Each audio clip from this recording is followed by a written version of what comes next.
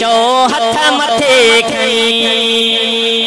अञा मज़ो कोन आहे बाक़ायदा वारो नारो लगे ओ भेजे पगारा पीर चो हथ मथे खणी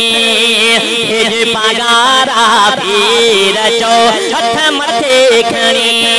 मथे खणी मथे खणी मथे खणी रोज़े धणीअ जा फ़कीर चो हथ मथे खणी रोज़े धणीअ जा फ़कीर चो हथ मथे खणी भेज पगारा पीर चो हथ मथे खणी ओ वाह वाह असांजो जेको समझे तो पंजा भाग खुलन भई हथ मथे करजे सुभान अल्लाह ओ वाह वाह असांजो भाग खुली वियो छो त अलीअ जे औलाद खे जेको भाए घटे पारो त पलीत जो परवरदिगार पटे हाणे खफ़ो ऐं खपते लहदन जी न लतीफ़ चवे ओ वाह वाह असांजो भाग खुली वियो ओ रहबर रोज़े वारो मिली वियो मुर्शिद मिठड़ो मीर चो हथ मथे खणी मुर्शिद मिठड़ो मीर चो हथ मथे खणी मथे खणी मथे खणी मथे खणी रोज़े धणीअ जा फ़कीर चो हथ मथे खणी भेज पगारा पीर चो हथ मथे खणी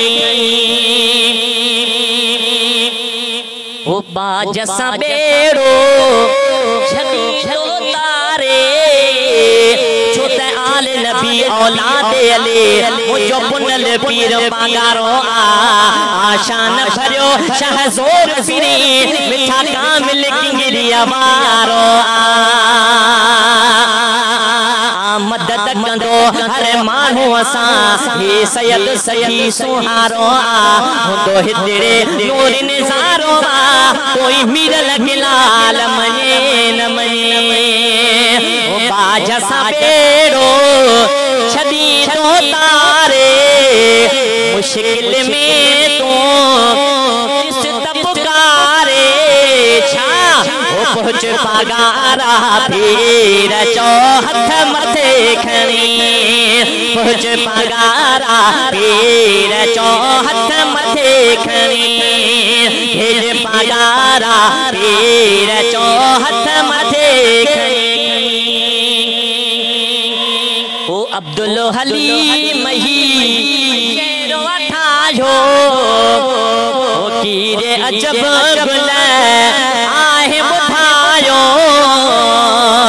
अब्दुल हलीम ही शेरो ठाहियो